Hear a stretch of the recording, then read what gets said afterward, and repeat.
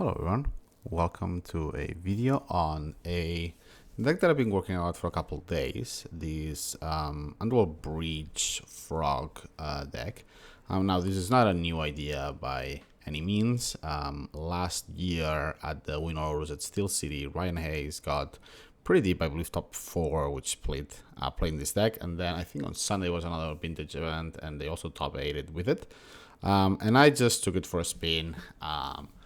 Again, and took a little bit of ideas and started changing it for what the meta has been looking like. So this was my first version, and basically the idea is that playing Drain Gifts, you are pretty good against, well, we're very good against the big blue decks like Tinker, stuff like that, Jewel, all of those, but sometimes it just feels like a little bit of a struggle, especially after Squelcher coming in from PO. That matchup felt extremely good and shifted in the opposite direction.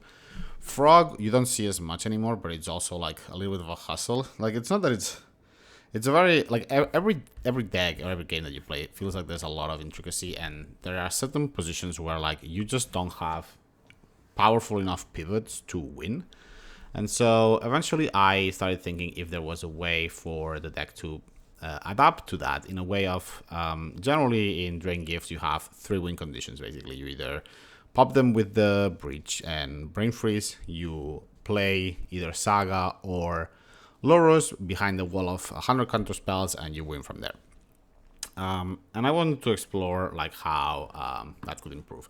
One of the things that, at least in the New York crew with Dave Kaplan, Gabe Sorky, and other people that been playing, was a blue-black frog with the money consultation, with the idea being that the money consultation is effectively just a instant speed tutor that is not card negative. Most instant speed tutors for one put the card on top, right? But this one puts it into your hand. Now you're exiling a lot of your deck, and there are the 1%ers. There's obviously videos out there of people just like decking themselves with demonic. No spoilers, but the idea of, it doesn't matter if you lose half your deck if the remainder of the deck still puts you in a position that is winnable, and if the money consultation gets you the card that will give you sufficient advantage that you can snowball that into a victory. In the regular Drain Breach and in preparation for the Vintage Showcase, I had been playing around with this quote-unquote juke that was Thassa's Oracle and the money consultation. Like, for those of you that have never seen this before, you put the Thassa's Oracle on the stack, or the ability on the stack, and then you do the money consultation for a card that is not in your deck, and then you mill your whole deck, and the trigger wins the game. So previously, this was fully on the sideboard, so this was an entire pivot where I would take out the Thoracle consultation and change for Breach Brain Freeze sometimes.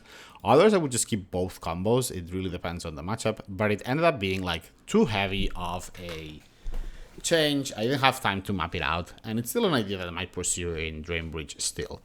And the whole point of this is very simple. It's just that if you evaluate for every other deck what is the hate that they are bringing against you, there's basically just like 3 ways. Either it's a Null Rod / Vexing Bubble, so that your Lotus lines don't work, because you need to generate a lot of mana with Breach with Breach Lotus, so that you can keep brain freezing yourself and kill them with that.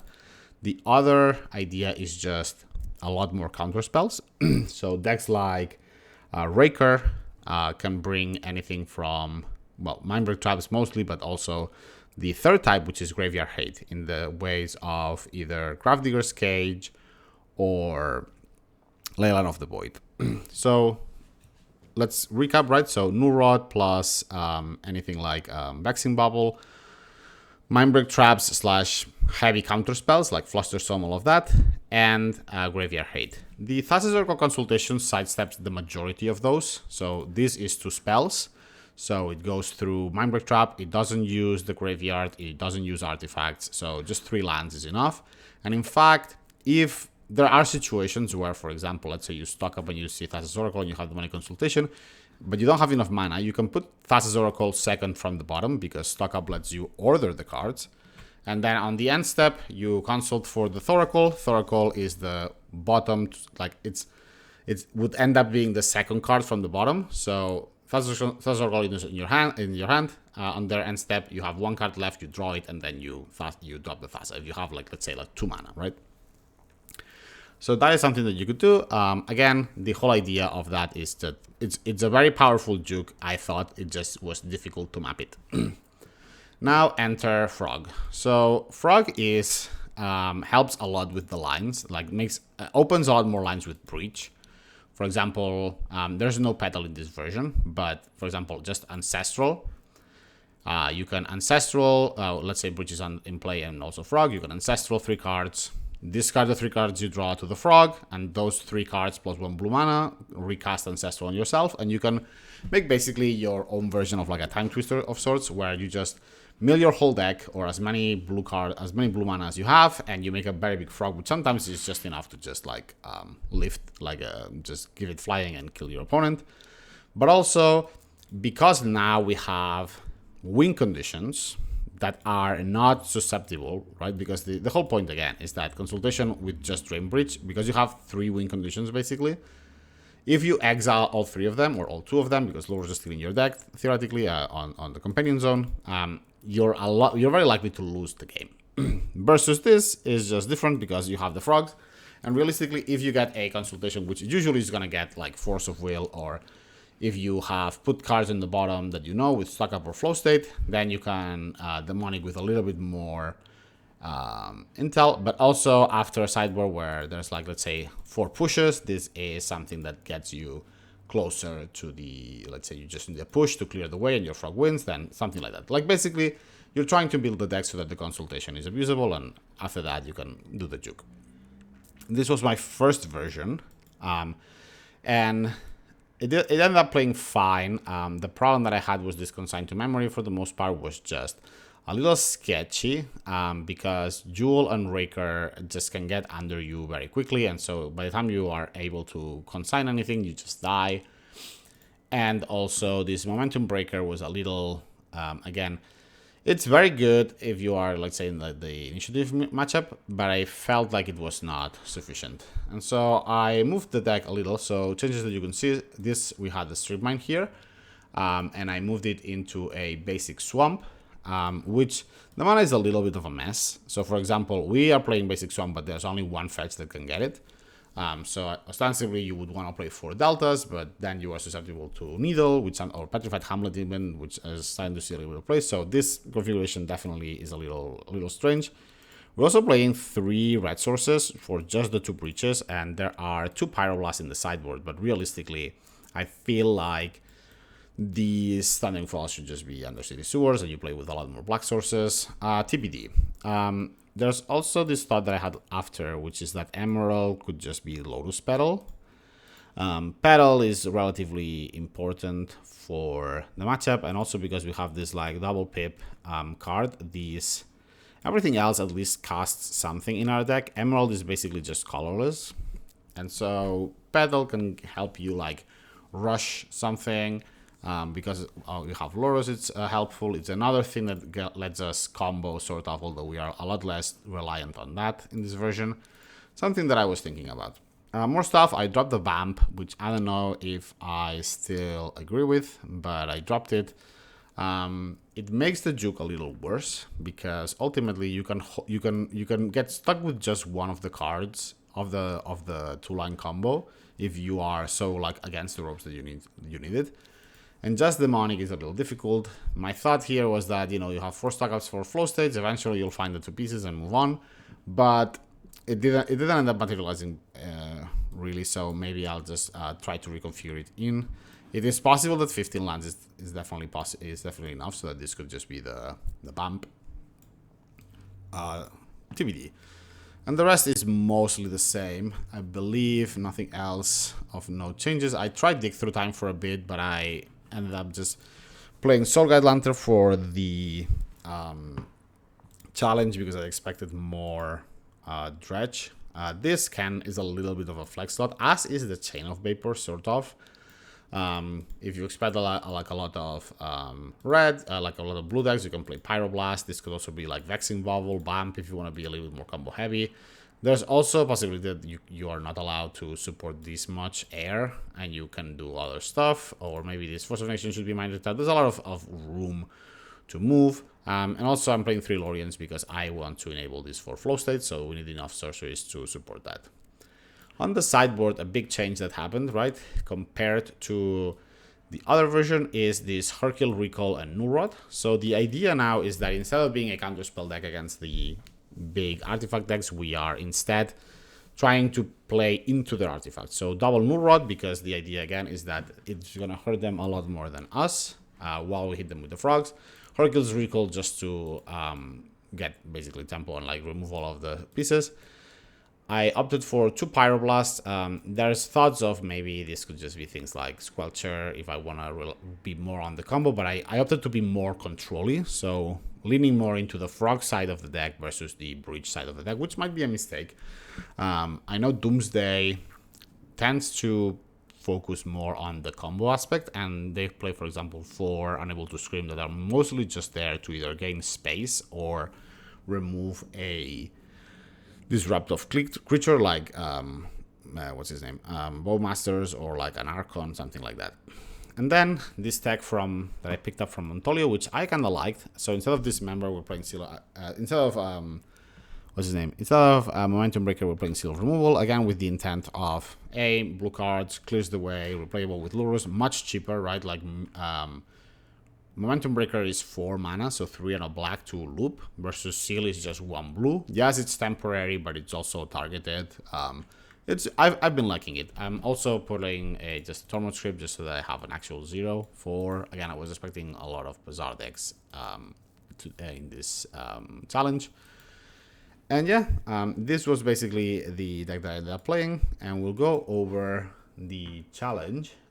Some of the matches, unfortunately, I'm using the replay because I forgot to record them locally. I'm gonna start recording them locally again because the recordings, despite being good, sometimes bork, and that is just bad for us. So on the play round 1, let's take a look at our opener. I know that my opponent was on the Aggro Raker, I believe. Let me see. No, it just shops, I believe. But anyway, a Workshops deck. So this hand is perfectly fine. I have a Soul Ring for turn 1 with a Force backup, and I can just stock up. At this point, I'm pretty sure I'm just using stock up because it's up and I have the mana. We see a hand with just Ancestral and some stuff. I'm looking mostly for action. I don't want to drop my Ancestral for Force of Negation of anything. And so here, likely going for either Ancestral Sapphire so that I can Ancestral right now, or Ancestral Stock Up so that next turn I can do both. I think I opt for just Force of Negation, and here you could think of you could think of holding up Force of Negation, which I do, or think about. And in fact, I think it's better just sending it on this Ancestral here, because I'm out of blue mana and really not much to do after with the cards or the extra mana. So here I think I should have just held Force of Negation. Force of Negation, whatever comes out of them without having to pitch anything, and then untap and just Ancestral. So a little too fast and loose. We are lucky that we can reuse this or use this mana profitably with stock up, with flow state. And here we can either, there's a couple options. So we can grab Force and Probe and be basically double Force up, but that leaves us with not really that much to do. We cannot cast Lurrus with our current mana, and we would just end up with like what, Scalding Tarn Push, a little tenuous. So I think here it just, Breach and Force with the intent of either Force pitching Frog or Force pitching Force of Negation, depending on what comes out, and having enough mana. Because I have enough mana to play either of the other forces, you could just really go, it really depends on what our opponent is doing. So for 6, the One Ring, I decide to Force pitch Force of Negation. So first, why not Force of Negation? Because of Karn, they can get it back, so I want this card in the graveyard. And I decide that with this current start, Frog is maybe going to be better. Also because of the thing that we discussed before, right? So let's say I go black play frog, and then next turn when I breach, this ancestral can ancestral multiple times because of this frog and make an actual lethal attack. So I have a line in 2 turns to just deal a lot of damage to them. Opponent drops a couple of artifacts and I'm naked into it. They just draw with the top. And so here, because this Soul Guide lets me convert the Tolarian, like this colorless mana into blue mana, I have enough that I am going to just value breach, right? So I can ancestral twice at least. Any other, like if I get Lotus, if I get like, there's a lot of upside here to just keep going. And so I'll just keep going. I draw, probe, discard. So now I'm just gonna start discarding cards so that I can probe them more. I don't think that I show what I saw from them. Yeah. So yeah, we just discard a bunch of cards. Now I draw Mox Ruby, so it's more mana. I'm trying to see if I can spike the Sapphire, because if I get Sapphire, I could just Time Walk, and from there, it's pretty over. But I pass with a misstep for the top that they have in hand, and I believe here they have, one second. Yeah, so I rewatched the recording. Their hand is Manifold Key, Double Top, and Ancient Tomb. So here I am mostly, I think, insured against most of the stuff that they can have. Key can definitely like just like start, you know, putting making a number on me because of this like Manifold Key into top, because now they do have mana. So every time they want to draw an extra card, it's gonna take them to life. Oh, there you go. I'll actually show it. That's good. So basically, because we've pro'd them multiple times, we can see multiple times their hands. But yeah, this is like, these were their cards, and they already played the tomb. So they're just gonna keep doing that. And here, it's basically enough, right? Because I can push, then Time Walk by Lurrus, and then with Lurrus get Breach and recast Time Walk. I have enough cards to put into the frog, because the frog is gonna draw me 2 cards and plus 2 turns. So from here, it's just over. Next game.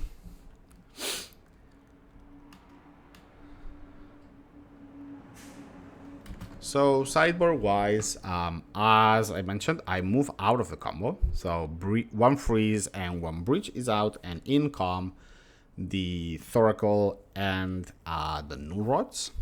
I'm also cutting the Fluster Stones, obviously, because they're not good, as well as Probe and a mana and Flow State. So I'm just bringing in the other pushes and the Hercules.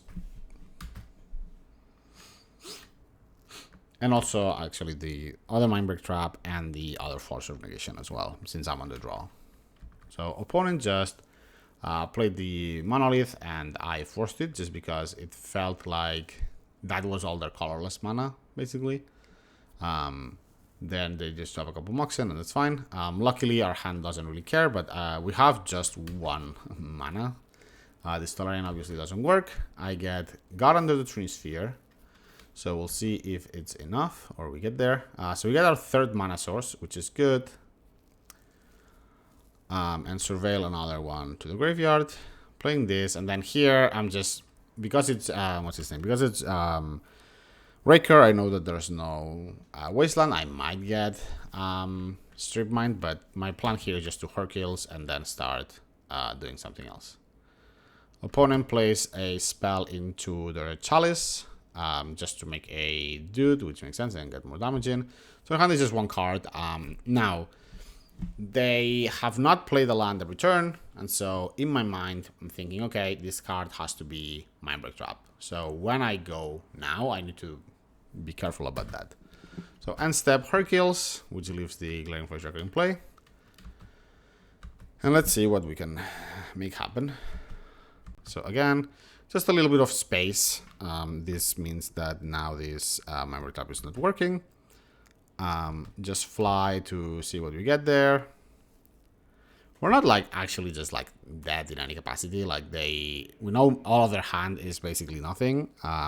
It's like what, Trinisphere, 2 Moxen, Chalice, the Scrawler, and an Unknown, which we are putting in as a Flash Wrecker. So doing everything with Glaring Flash Wrecker and stuff is just about 8 damage or so. We draw a fetch, so we have push for the thing, and then stock up. And again, Now I'm just trying to see if my opponent is willing to put this Mind Break trap, so I'm just testing it a little, but I don't see much, so it might just be that it doesn't have it. Get Force, Psychic Frog. Now I could Nurrod, but I feel like at this point, because I know their hand, it's just I know that the Nurrod is not gonna do much. So now Trini Sphere, which I didn't force, because I have a lot of mana. It is possible that it was worth doing, but I'm also thinking that it's sort of insurance for me, for their combo, right? Because they cannot spam me, and we're basically playing the same number of spells each. Chalice on 1, which stops my consultation, but I have the frog to pitch it. Scrawler, which is fine. And now here I'm just gonna bounce the Scrawler, and now I'm holding up Mind Break Trap. Discard this Tolaria because it's just 1 mana, and at this point I have enough to play at least 2 spells. Discard Consultation because of the Chalice, and my plan here is just to put them to very low. They go to 6. Now, ostensibly, and here there's like a sort of miss that I would have thought. So, if I buy the Lurrus and I discard this, and the Lurrus, it's a 7, so plus 4 damage basically. My opponent goes to 2. This Ancient Tomb cannot be tapped anymore, so they would have this much mana left. I felt that it was a little bit too aggro, so I didn't want to go for it. But it is a possibility, especially because I know one of their cards is this Crawler, right?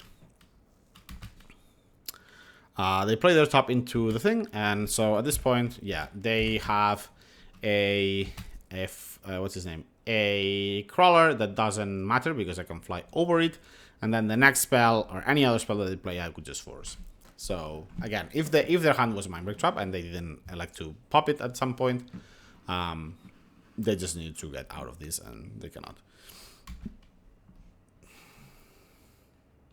Also, one thing that I didn't mention is that even if I put that many counters, they have enough to flash in a Talon Gate, so I could just be naked for no reason. So anyway, round 2, 3, sorry, I lost track. I think it's round 2, yeah.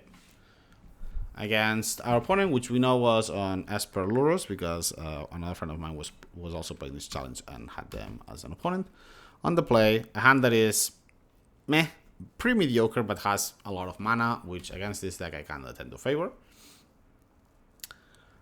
Starting here, there's a thought that maybe I can start getting my basic, but because I have Lorien, I'm fine, and I just want all my mana.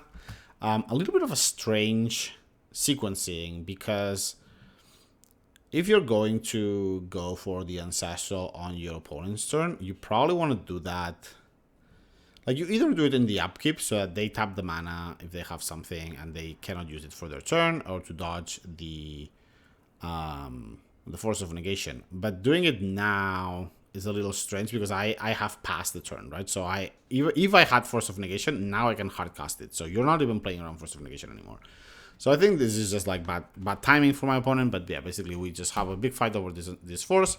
Maybe they were just waiting for me to do some things if they have Mind Break Trap. And they pitched this Lavinia, which is a big annoyance for us.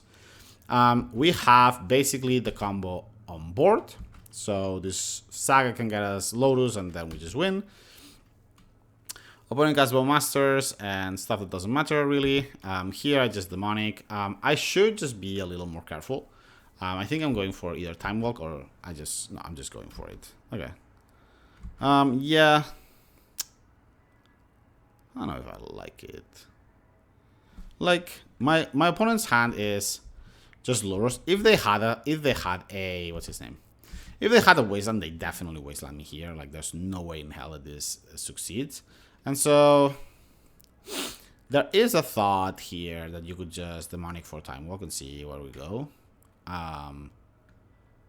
Demonic for Lotus is a little unfortunate. You could just Demonic for Ancestral and bait it that way. I think, well, I mean, they have a Bowmaster, so maybe the Ancestral is not that good of an idea. I don't think I like the sequencing from my side. I can just definitely wait. And also, like, this Saga can just win the game by itself at this point. If they don't, like, my constructs are gonna be for force. Even if they start attacking, they just have like not that much recourse, and eventually, like, this Lurrus is going to come in. So yeah, I think I just jumped the gun here. There's no need to be this aggro. I'm just being like, okay, I'm just testing you. See if you have this. and then they had the Plow 2. But no more land, so I'm thinking maybe Pierce or something like that.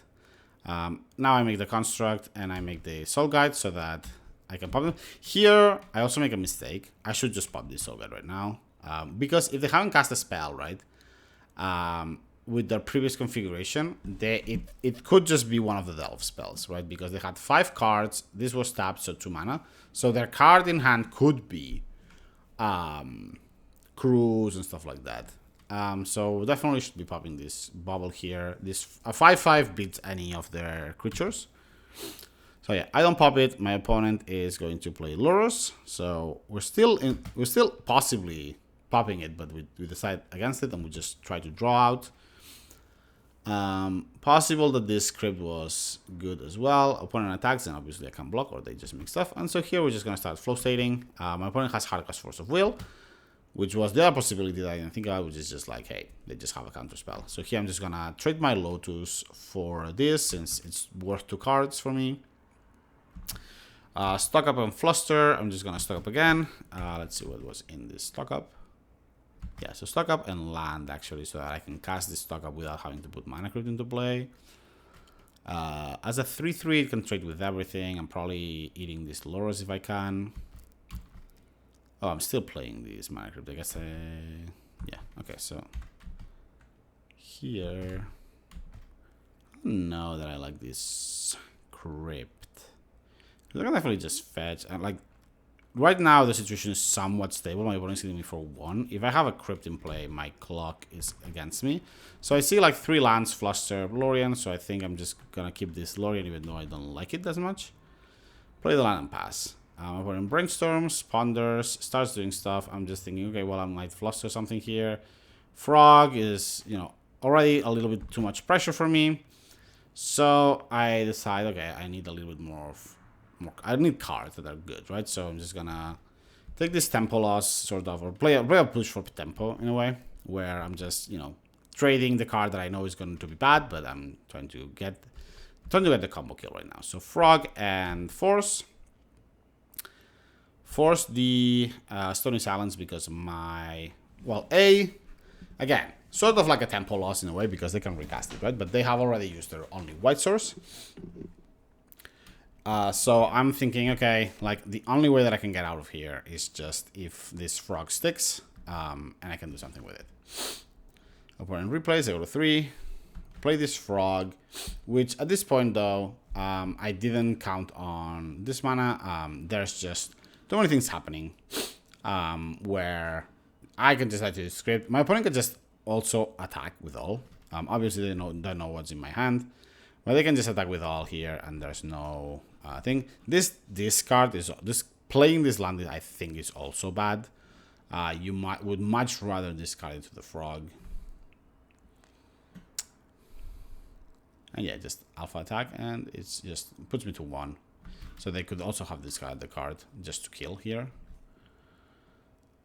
And the Cruise, whatever, they can just do everything they want. Here I'm just gonna freeze so that I can see more cards because I don't expect them to win. And also, like, honestly, if I get the card, it's fine. So yeah, we didn't play it especially well, but also like the cards that we were drawing were not that great.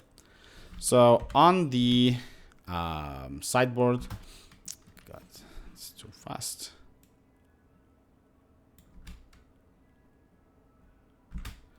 So on the sideboard, again, relay of the plan, right? Our opponent is Esper Lurrus, so what are they going to bring? Well, Lavinia's Stopper, ways to stop the Lotus, right? So New Rods or Stormy Silence plus Lavinia's Vexing Vowels. Graveyard Hate in this form of Soul Guide Lantern, which doesn't really stop us, but it's very annoying to play around.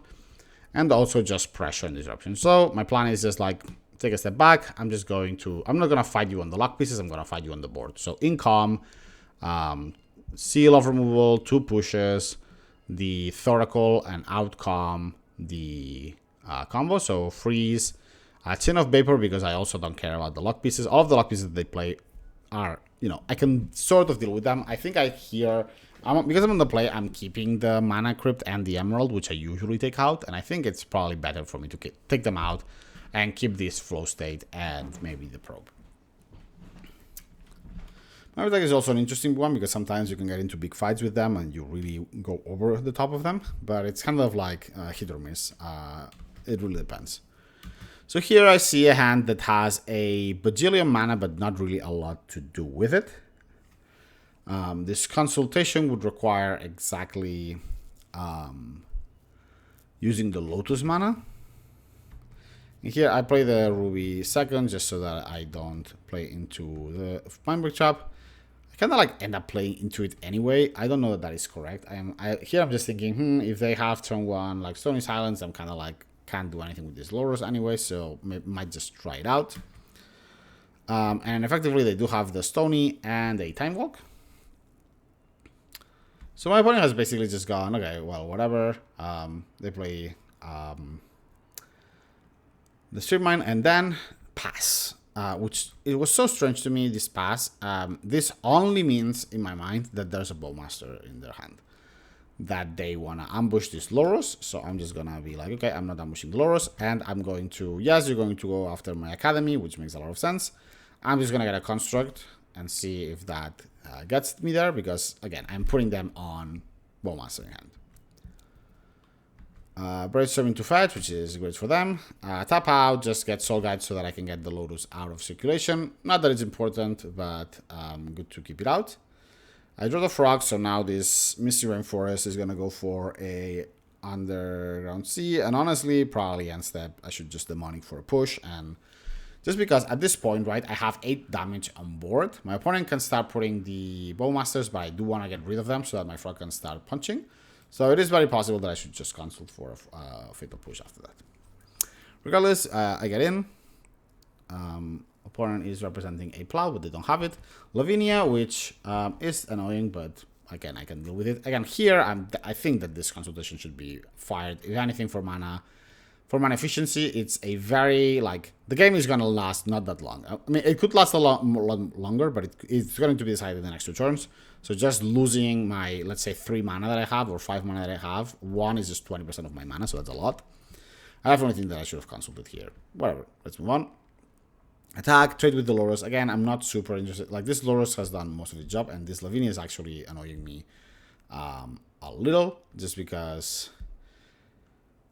let's think, actually. I'm trying to put a punch in them because this Saga is going to make constructs, so I want them to be in a position where I can only block with the constructs, I think.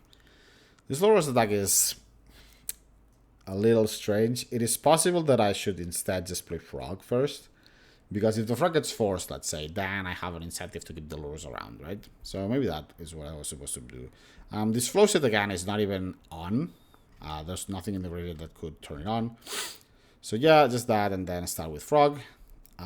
It is possible that I end up discarding this consultation to the Frog.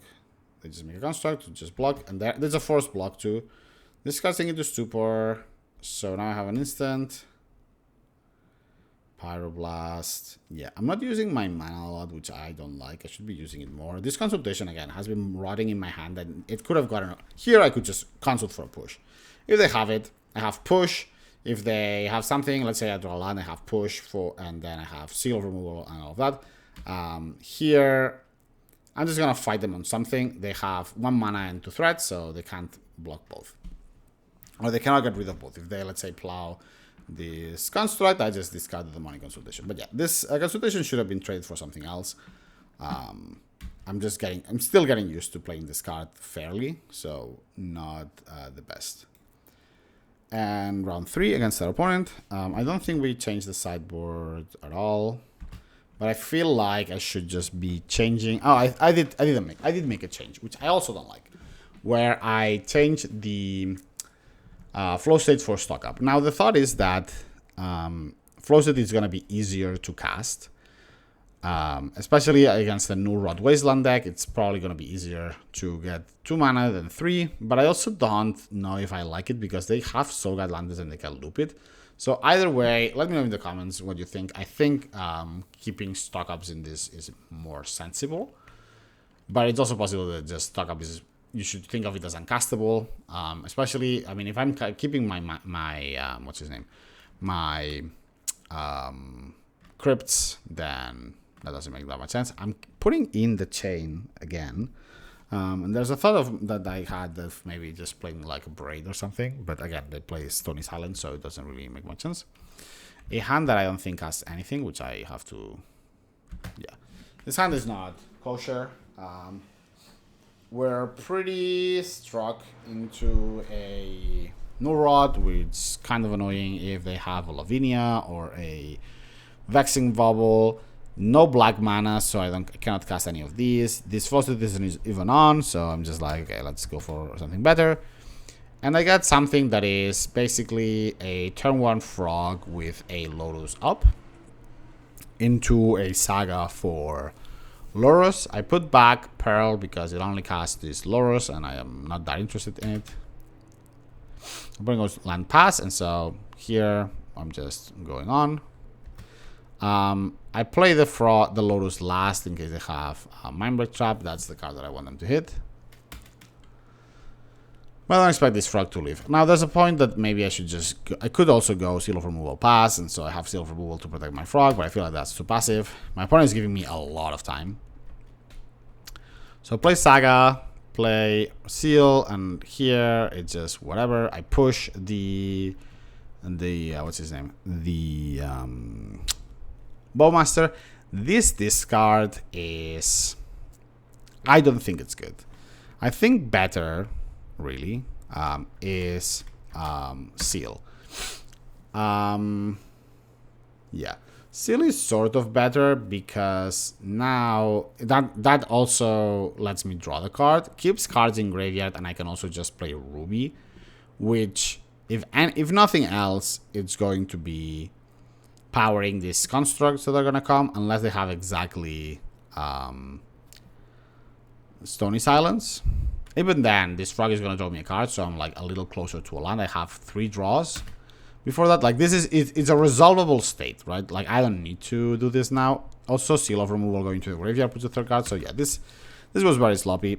I don't need to do this, like at all. This is just bad. Keeping the Sealing hand, like, it's just not that good anyway. So they get Seal of Cleansing and get rid of my Saga.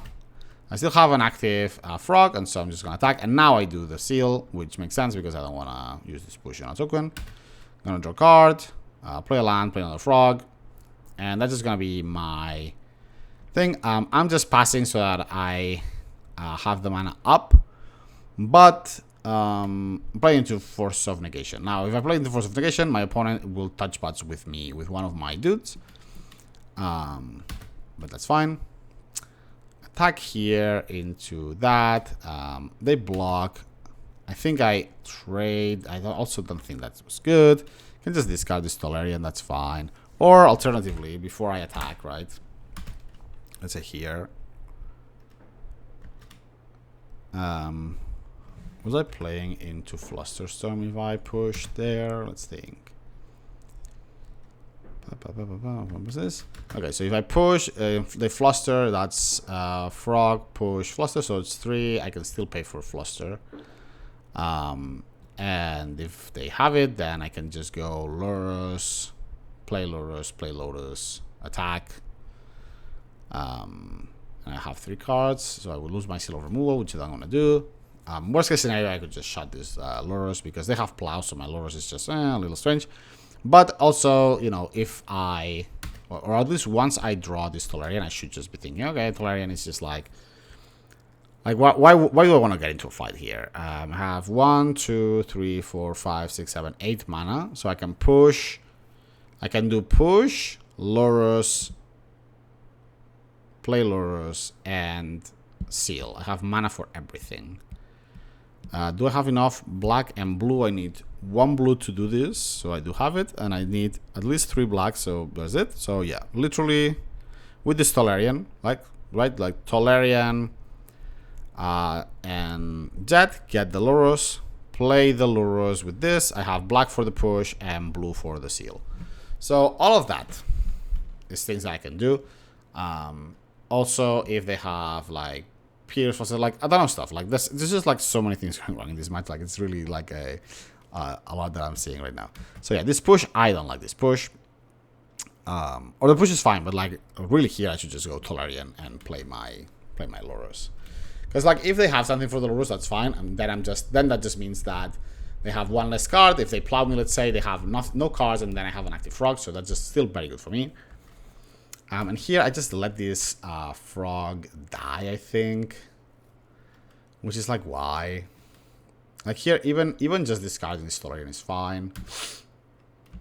I decided to not do anything, which is even worse, I think. I mean, the block is whatever if you want to let it block. But at least discard the card. If they force it, if they ping it again, you discard another one. You have a 3-4 and a 2-3. Like, this trade doesn't make much sense. Except that I'm thinking, well, I can just play it with the Lurrus. But I don't have the mana. So I just play the seal and end up in a position that's like a little strange. Like, I'm really putting myself out there to get like blown out. Seal protects my Lurrus, but they get a cruise, and here things can start spiraling. Sorry. I bounce this Bowmaster so that I get line of sight, and fly it out. Draw a card, and here I play a seal. And I play seal just because I can keep this Bowmaster at bay, or at least making it cost a lot of mana for them. There's also the thought of just playing another frog, which is possibly better. Definitely this Emerald should be in play right now, so that I have at least 3 mana. Alas, they spellbomb me. And now I'm just gonna attack with this frog, this block. I just trade it, discard, and play the Emerald. I'm going too fast, sorry. And now Bowmaster that I'm gonna force and pass. Opponent has enough to just play a Lurrus here. By Lurrus, end step I should be sealing. So demonic that I cannot cast, so it goes to the graveyard. I thought about which color I wanted here. I have Pyroblast, I think, in the deck. But definitely it was probably better to just get a black source. Anyway, seal removal has to happen. Play another one, attack for Exaxis. And now this is also just bad, I think. Because is it bad? One second. Because I could just wait and see if they do something. No, I have 4 cards. Like the problem now is if they fetch and plow this frog, right? If I fetch and plow this frog, I can bounce it with the seal, but the seal I don't have black. So yeah, overall very I don't know. Very badly played by me, I have to say. I think we got away with murder. My opponent playing a lot of cards that are just okay in the matchup, but with this pivot it doesn't really make sense. You have a lot of Seal of Cleansings and maybe not enough removal for the frogs. But yeah, overall I didn't like how I played this. I think I made that clear. So anyway, against someone that I just knew today, is someone that I've been facing in a paper monthlies finals often. We went to Boston, and he and I, or them and I were paired in the finals, and I won. And then when they came to the monthly in New York, they won. So now it's 1-on-1 between Boston and New York. So I learned about it today, talking to them in this NYSC trial that we're doing. So yeah, I know it's likely shops. So I keep a hand that's a little bit more reactive with some ways to refuel. But a little sketch. Opponent goes for the Crawler. And this Roadkill Rodney, which I don't fault anyone for not knowing what it is. If I remember, I will put it here in the channel. But basically, it's just a card that creates mutagens. Mutagens are sort of like maps, basically. Where you put a +1/+1 counter instead of exploring. So just really just a way to make a lot of artifacts and make your creatures bigger. I was just reading it. I'm like, do I need to force this or not? It didn't seem that dangerous, or not more dangerous than any other card. So yeah, and here Stone Cold Serpent, which blocks or gets through my frog, so I need to get rid of it. I think I just also want to chain this just so that I'm trying to make space, right? I don't like this Time Walk personally. I think here that's just the way that sometimes I have to think about this better. It's just the Time Walk at baseline is just an Explorer, and you always want to try to make it better than that. So in that position, if I just play Frog, right? Yes, I'm getting wasted off my Underground Sea, and that sucks. But I have a force for the next thing, and then moving on, right? I think my thought here was that this flow state was a deterministic thing, because that puts a sorcery in my play, and then I'm like, okay, well, I can just flow state for more stuff. But this is a misevaluation of what's going on. I cannot play to the stack or to put more cards into my hand when my opponent has already like hit me substantially. They have a crawler in hand, and this mutagen that is going to attack me again, which makes anything into either a 5/4, 5/4 or a 4/3, depending on which creature they choose. So here I just really needed to just land this frog and, you know, hope that I would get a land out of my draws, and that's it.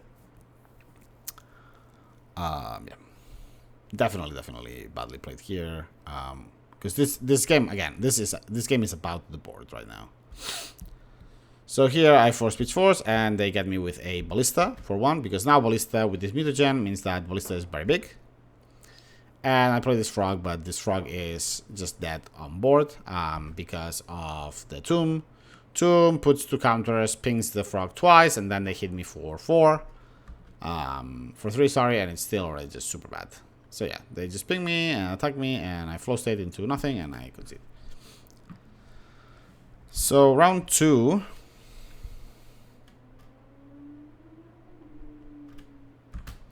where, again, we do the pivot.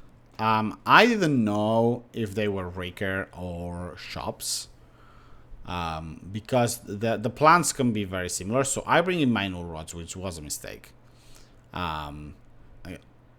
So the Lurrus come in, I just get out the Script and Emerald. Again, I still didn't have the mapping really clear for this matchup, so there's a lot that I need to change and reevaluate from this deck. Gotta stock up just to make space for something, but realistically, it should just be probe instead of stock up. Anyway, we keep a hand that honestly should just go back. It's just a double force of negation, and then you just get, you know, run down by the creatures. I get my surveillance. This is where I was talking about this, like having this blue-red surveillance in this deck where you only have a few red spells, and post pivot you only really have one. You have one breach, and that's it. Here, because I want to surveil to do something, it means that I'm locking myself into 2 red sources when I don't need any, but I do need double black for my Lurrus or for frog into push, that sort of stuff. So just a big gap that I found just playing it right now. 1 mana that I don't need. Play land and pass. Another patchwork, so basically what I'm expecting is that my opponent has a ton of stuff on their hand, and they were just waiting for it to deploy. And already I'm feeling silly about putting my putting those Lurrus in. Yep, there you go, right on cue. So here again, it's already very lost because of this misevaluation, right? But, I mean, again, sometimes you keep... If these 2 force of negations are 2 force of wills, maybe things are a little different. But sometimes, you know, you plan for the creature side and you die to it. Or you plan for the... what's his name? For the prison side and you die to that one. Yeah, there's really nothing to do for me. So, yeah, just a very clean from my opponent and a very big miss from me. I don't even think that I could have kept that hand, so whatever. Anyway, we're 3-1. Moving on, against Nico Prieto, which I believe was Raker. We'll see. A hand that I almost mold because I forgot that this thing is super is mana. So this is sort of fine. Depending on which flavor of shops this is, I can die. So just patchwork. Patchwork into nothing, usually for me, means that there's another one in hand and they're just saving it up for the rest.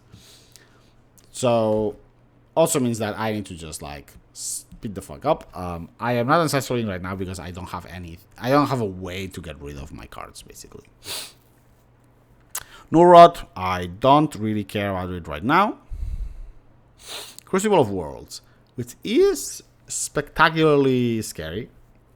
Because even though I have a lot of land, it might mean that I just don't draw anything else. So I draw a card, time walks, just to gain more space. Again, I'm trying to just develop. And here I'm just gonna be like, you know what? This frog I think can solo this game, especially if I resolve this ancestral.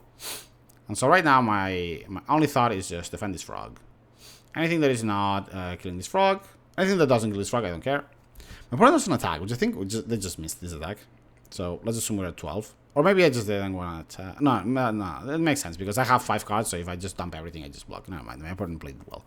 Actually 4 cards, so I don't even need to drop everything. Yeah, cool. So Fluster, which is just fodder for this Ancestral. So Ancestral. Now I have mana for push and the word. And punches. So I'm gonna discard a couple cards. I could be discarding more aggressively. But I'm like, okay, well, this inventor share can be a problem with the Crucible because then they start transforming this into more cards and things like Stonecold Serpent or Golos, stuff like that could put me in trouble. Caracas, which just don't care right now. Stonecold Serpent, I force it. I don't need to force it. I have Sink into Stupor. And at this point, like, the combo route is forever gone. There's 2 new rods, I don't have enough things, and no interest. Like, my plan here is to just kill with this frog. So, yeah, I don't like this Force of Will. I should just let it happen. Sink it back to their hand, attack again, and move on, right? Like, I untap, have 1 mana floating, whatever. So, flow state, honestly, just for more cards. Flow state into flow state, another frog that I cannot play.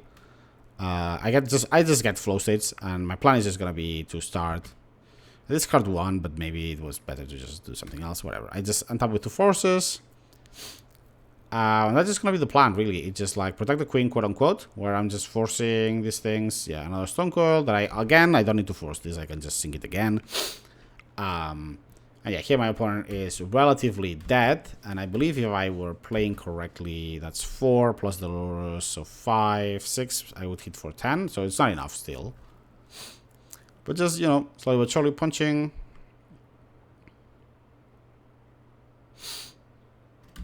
This Golos, I don't need to do anything about this Golos. It's really just nothing. I shouldn't risk it anyway. So just force is fine. Like, there's no need to. Besides this, I'm just styling in a way. Like, again, this was a little strange. But yeah.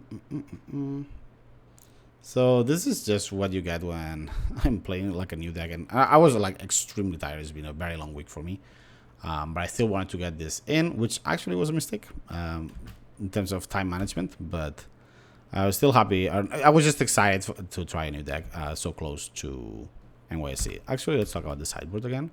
So this is shops.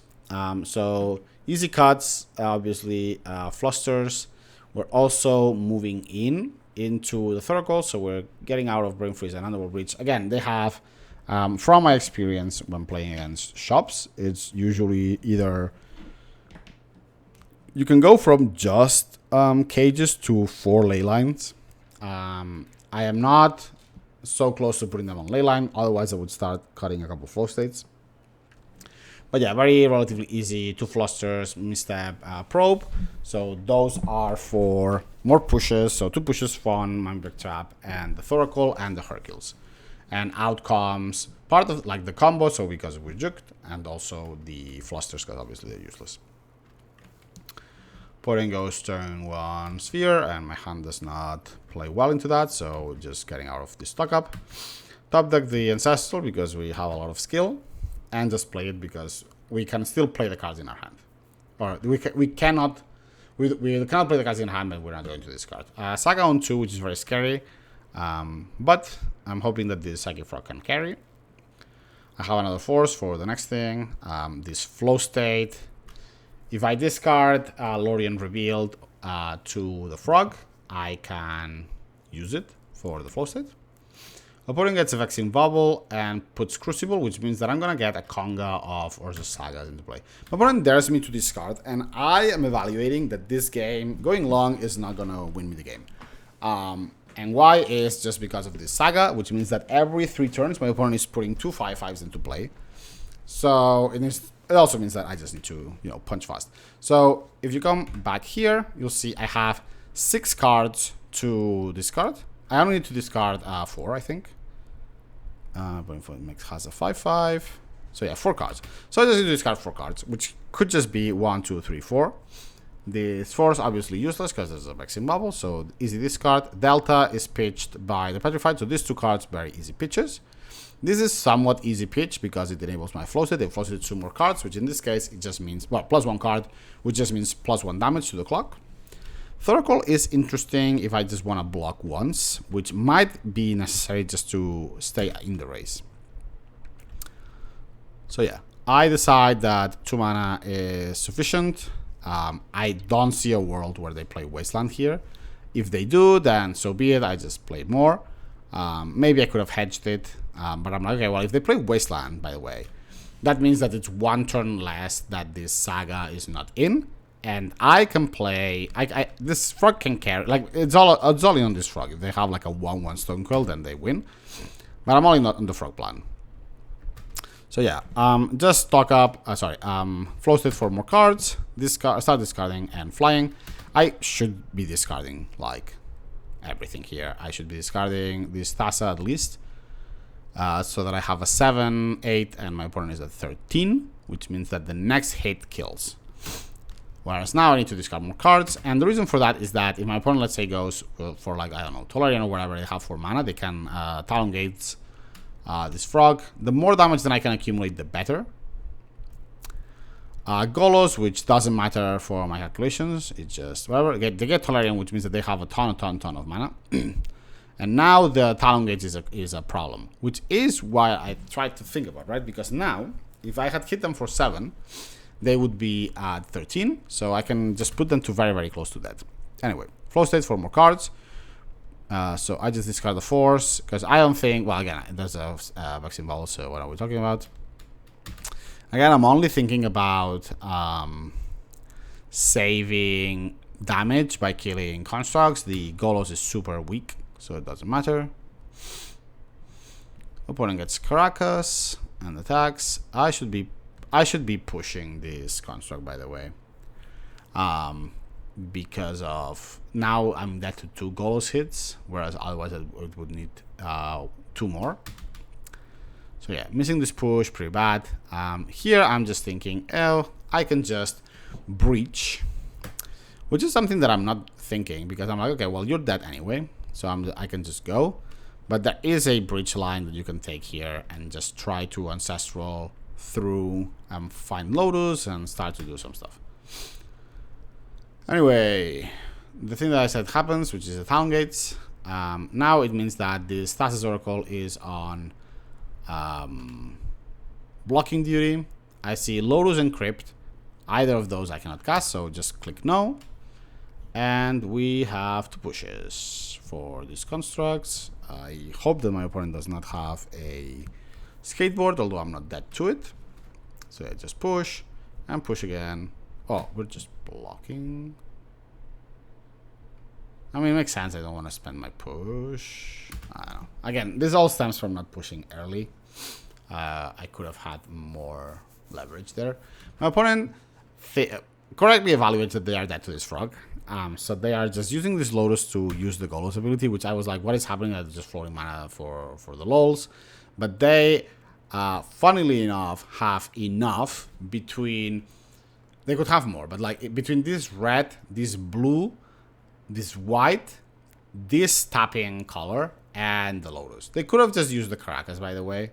But it is also possible that they just use Caracas to bounce the Golos if they want to do something. Anyway, their Golos activation gets them Karn, Dismember, and Nettle Cyst, which I know is not enough. The Crawler also is not enough. I don't know what's in their sideboard. I was thinking maybe like a bridge, or if it were what's his name? If it were the Mycosynth Lattice, I still can float black with the push, and because it's the second main phase, I could still just push something that's 4 or less. Because of they got the Crawler and the Analysis, doesn't really matter. I go to 1, and unless I really just do anything strange, I'm just winning. So very, very close. It was definitely not clear who was going to come out there. But we got there with a couple of misevaluations on the fatal push timings. Okay. Alrighty, so round four. Round four?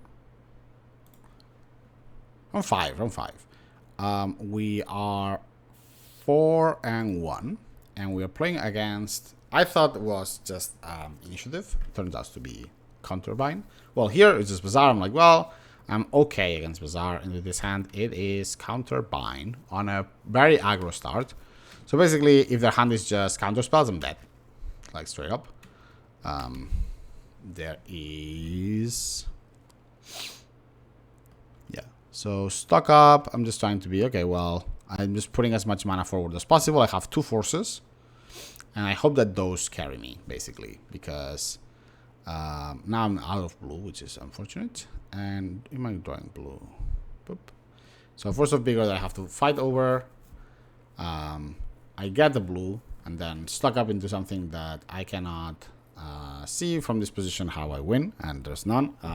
If I had a Lurrus here, I could try to go for a win, but even then I don't think it's possible. So yeah, very, very fast start from Benchbind. It is what it is.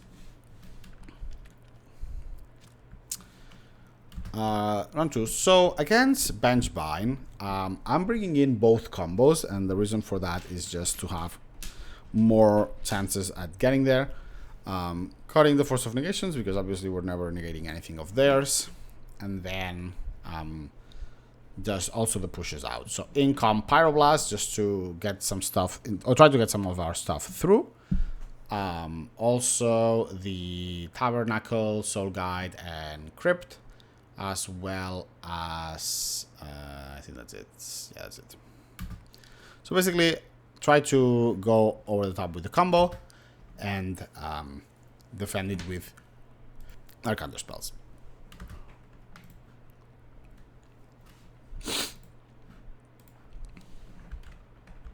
So yeah, anyway, we open with a Crypt defended by Flusterstorm, which is usually very hard for them to get rid of.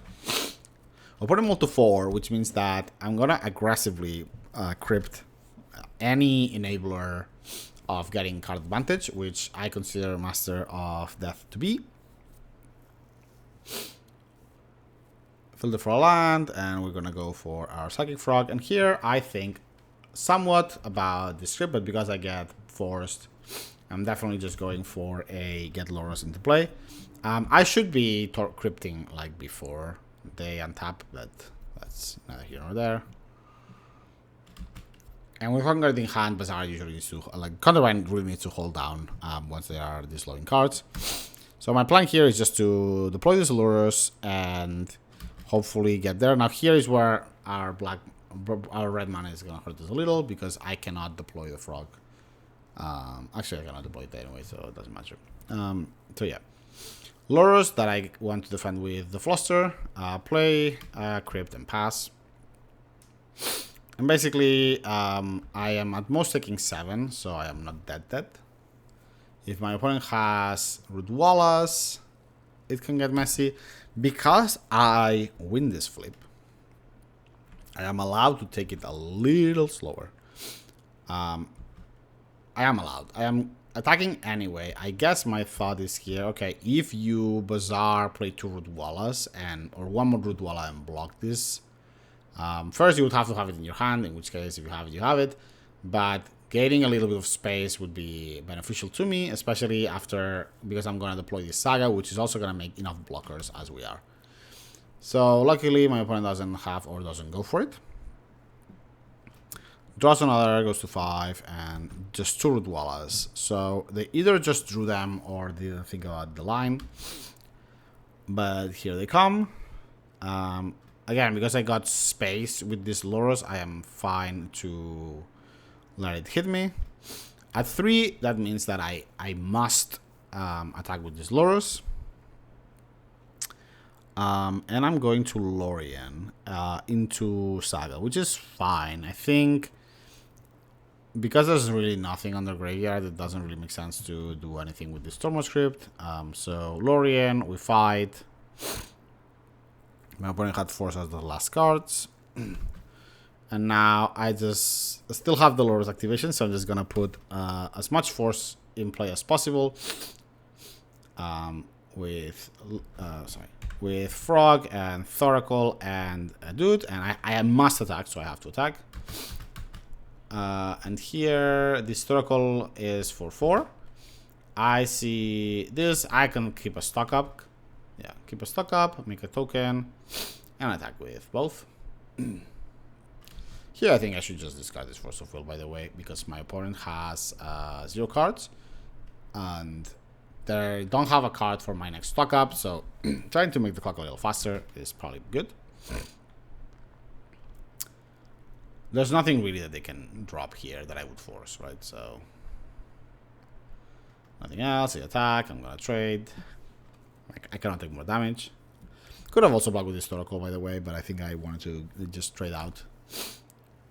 I get the script flip, so one more turn that I get. Getting just more like red, just in case I get more like a breach and stuff. But again, we only have we have 2 breaches now, right? And here I'm just trying to draw into like the combo, because like even if I have a lot of cards, like I am very dead to this mana crypt. Or the clock is really ticking for the mana crypt. Anyway, so we attack. We're taking 1, but from here it's just like impossible for to whiff. It's just like bridge for stuff. I am styling a little bit more now because I don't want to click as much to do the breach, and I'm just gonna do a couple ancestrals, draw cards, put things in Psychic Frog, whatever. Could have taken infinite turns, could have just drained them. It doesn't really matter.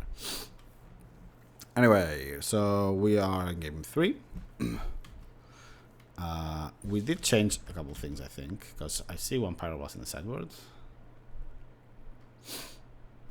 Yeah, so I put a Pyroblast back in. For what? That's for the stock up. Okay, it's fine. So our opponent keeps 7. We also keep 7 on a hand that is pretty strong, but needs some help. There's a lot going on for it, and there's also like hands like the starts from our opponent that just fold, that we fold to it. Okay, so this is an important one. Opponent just has nothing, right? So what does that mean? They have seen our hand because on game 1 they killed us so fast that it was like they made an assumption of what we were playing and moved on. But here we see Benchbind, Master of Death, and nothing, which in my mind is like my opponent has a force, at least a force, probably also either another Benchbind or just 1 Root Walla and they're saving it, plus just some random cards like Force of Big or whatever. So I at least know they have a force, and I don't want them to have this Master of Death chugging. So I am very interested in making them delay as much as possible, because Counterbind just gets incremental advantage just by trading these garbage cards for more cards and then forcing for your good spells, right? So counterproductively, I'm just going to use the Ancestral as a bait and see if they force it, because it's a high target, right? So poop, Force of Negation, and then I can Torment Script and get rid of all of stuff. So now my opponent has 3. It's basically my opponent mulled to 5, right? So they lost their 2 cards, and they only have a Bazaar. And then they lost one of the enablers, one of the Benchbinds. And I still have my Critical Graveyard, which eventually will get there. So opponent just doesn't do anything, which to me just means, okay, there's a bunch of just reactive cards, right? So Seal of Removal, pass. Opponent just discards Squee Fury and Root Walla, which I guess they just thought maybe my opponent plays a Frog and they just let it go. So Squee is another of those problems because it helps them recoup and filter.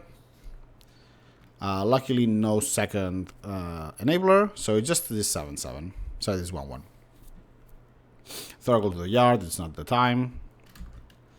And here, stock up, which again, if it gets forced, it gets forced. But I'm trying to at least make it so that they are trading the cards all the time. Now they have 2, and there's a position here where. Yeah, we had the opportunity, which, again, another problem with this, right? Because if this was a, what's his name?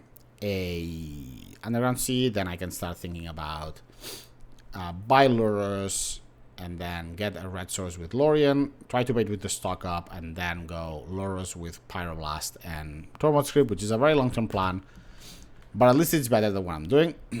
So if that had been a sewers, right, I already would have been able to go by Lurrus, and then placing into stupor, play Lurrus with Pyroblast backup. Regardless.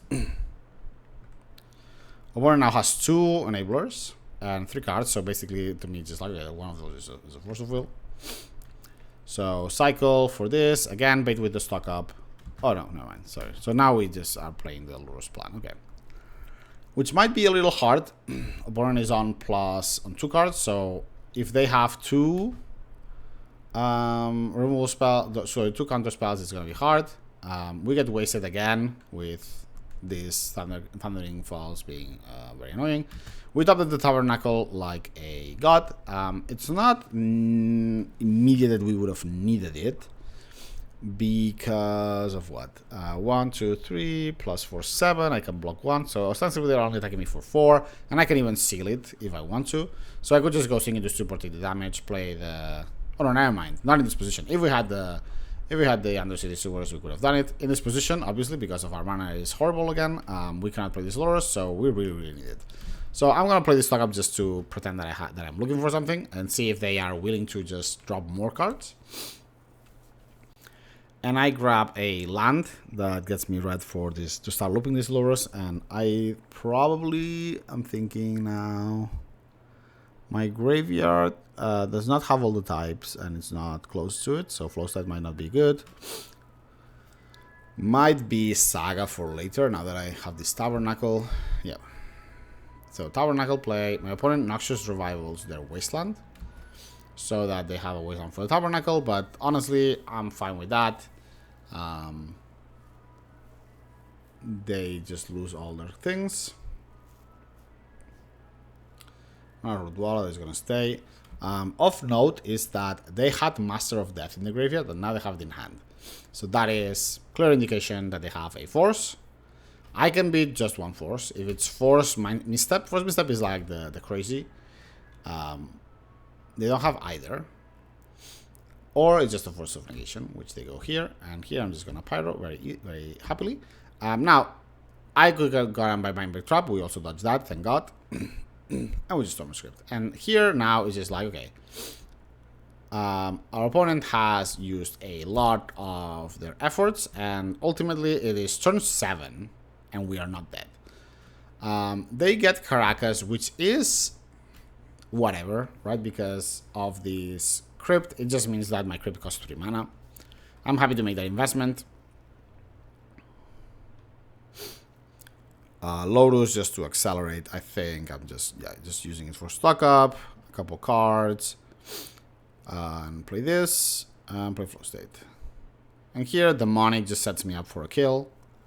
So I'm just trying to distract them, but honestly, like, they can't draw any cards. This Lurrus is holding the fort. I'm not even low enough for this to matter. And after this, it's just Demonic, and it's a trivial kill.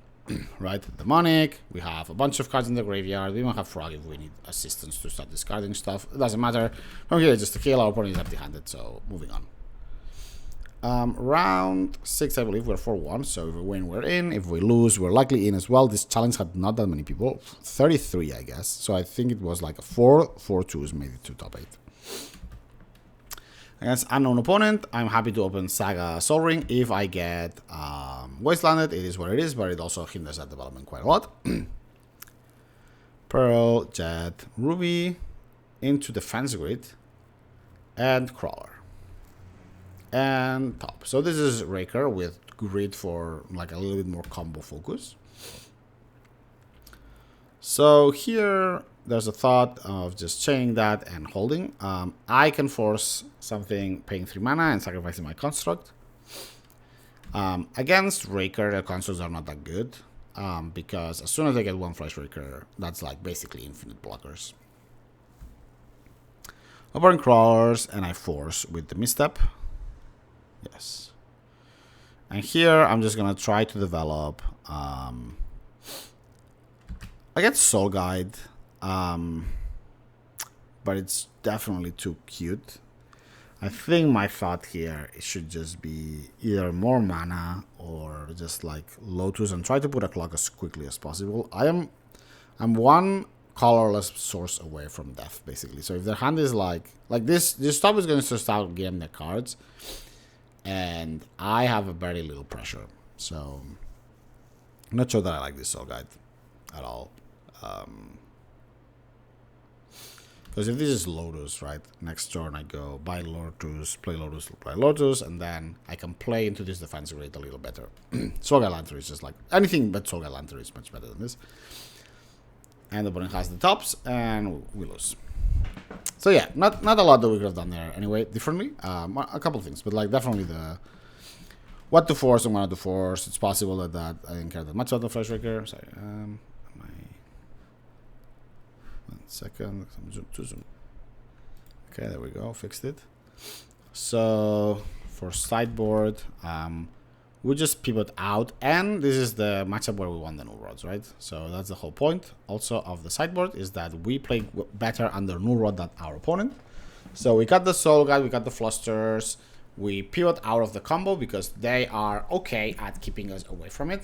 No null rods, but there's Bubble, there's Chalice, there's builds that play like Trinisphere and the Lodestone Golem, plus just like Mindbreak traps and stuff. So overall, especially 61 cards, for me, it just really tells me that that's it. We're going into the combo with Null Rods, Mindbreak Trap. I am keeping the Force of Negation out instead of the Probe. Misstep is also good, just for the thingy. And I'm cutting this Emerald just because of the Null Rods. An okay hand that doesn't die to anything and has a turn 1 Soul Ring again.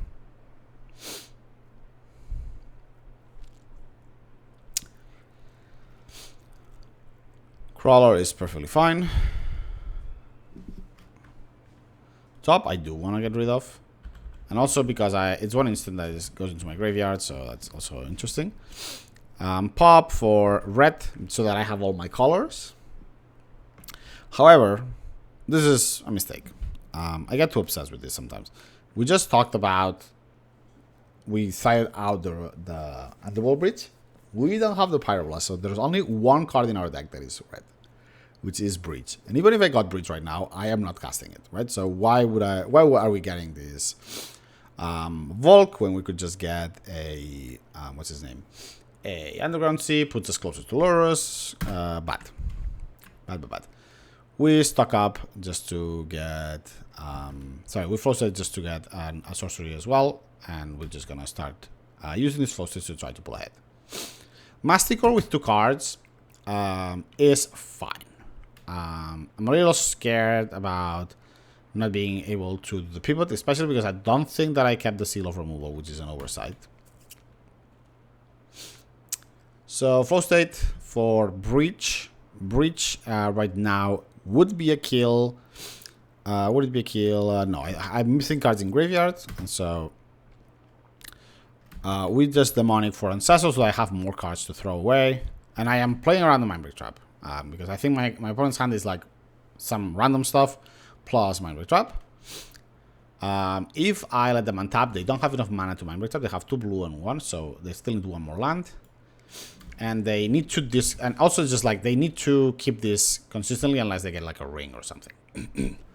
Because they discard 1. If they, let's say, they Mindbreak Trap my stuff, then they are forever locked into this Masticore. Discarding Mana Creep, which is very good for me. Because that means that my Soul Ring is still alive. And also, if it was anything else, they could just play this Mana Crypt and hold maybe potentially these Mindbreak Trap. But basically, it's just like, okay, whatever you have, you value it more than Mana Crypt, which I guess here doesn't do that much. But you value it more than killing my Soul Ring, which I take note of. No land. So basically right now they don't have the mana for the Mana Crypt, for the Tolarian, which means that so long as I have a way to get rid of the Mindbreak Trap, that's fine. Also of note, if my opponent's hand is 2 Mindbreak Traps, that's also fine. Because that means that the Sergeant 2 Masticore dies and I have like plus X amount of cards on them, that sort of stuff. So here we cycle our colorless for Underground Sea. We go for Breach. and Lurrus. Lurrus still gives us enough not Storm, basically, because this is our second spell. So it is going to be my first... It should be my first spell. I'm Demonic Tutoring first. So I have enough mana to hardcast this Mindbreak Trap if I want to. And my opponent just scoops. Which means that they just didn't have the Mindbreak Trap. But in this position, I think I can afford to just play the Lotus again. There's also Force of Negation, so I don't need all of these cards. But definitely something where I can maybe go like, okay, well, chain my Soul Ring and then chain your thing. Whatever, like more cards in graveyard so that I can go Black Lotus again. And if they try to go for me, then I have this Mindbreak Trap for the Mindbreak Trap and whatever. We can do some stuff. But they have nothing, and so they die. Game 3.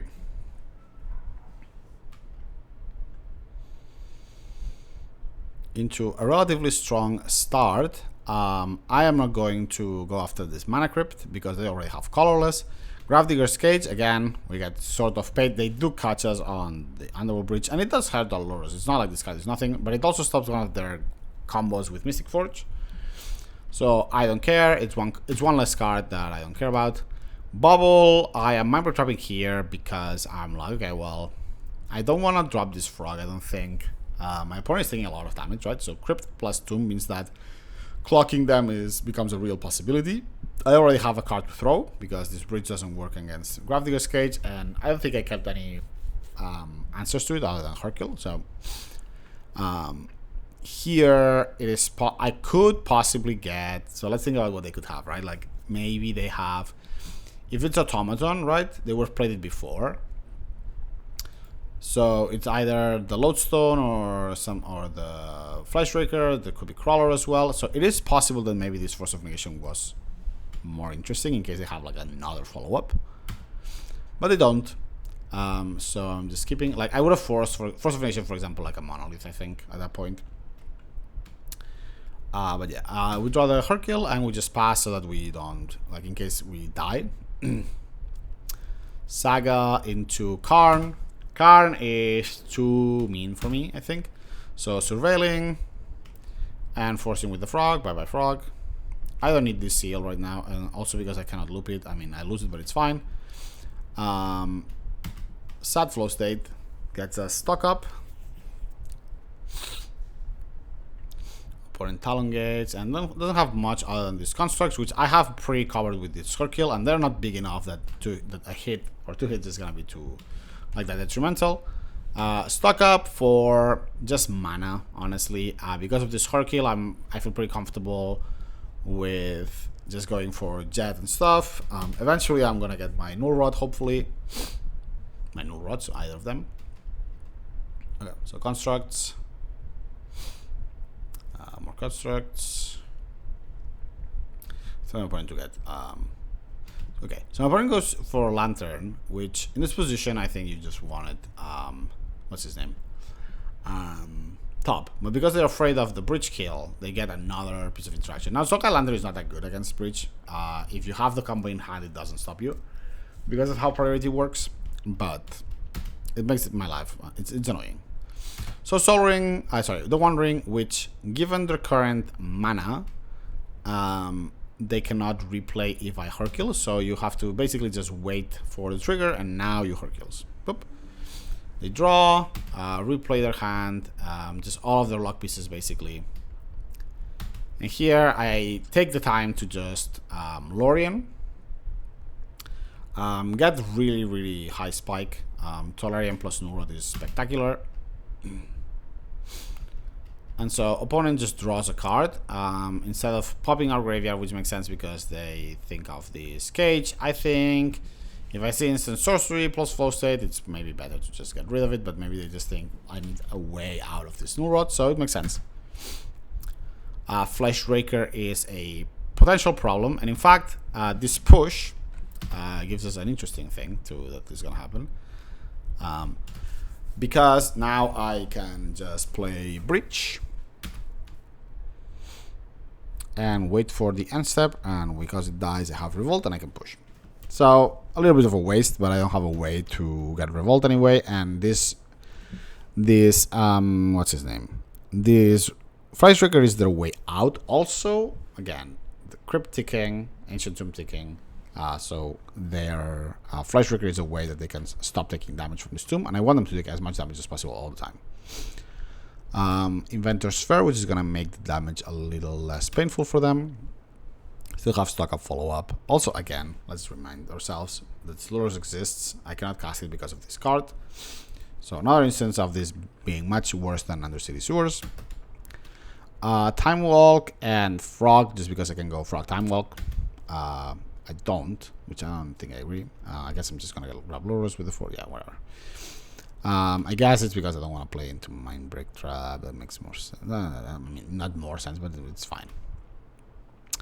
Stock up for forces because I just want to defend this Lurrus. Really, like, just all my eggs are on this Lurrus basket right now. I know my opponent has a ring,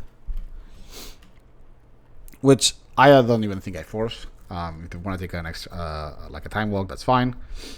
Petrified Hamlet and a concession, because I guess they just knew, like, you know, you're not getting out of it. I don't know, maybe just, you know, wants to have enough time for the next round, or for the next game rather. I don't know. I think it's an early concession. Anyway, round 7. So this is top 8. So 1 second. Did I skip the game?